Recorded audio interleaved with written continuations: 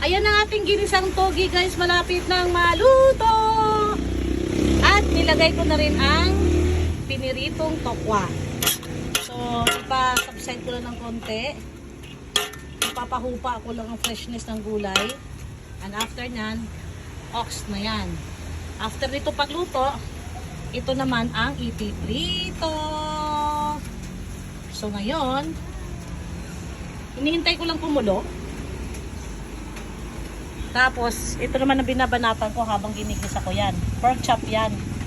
Ayan o. Binababad ko naman.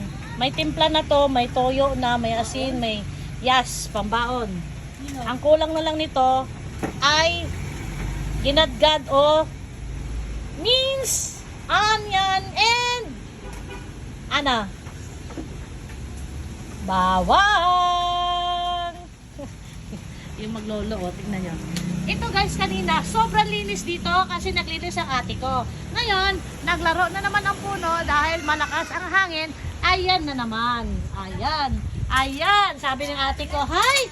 Nasayang ang effort ko. Hi! Hi, haray, hi! Maldita. Alam na niya ang carry. Ayaw na sa stroller. Hi! Nangangalay.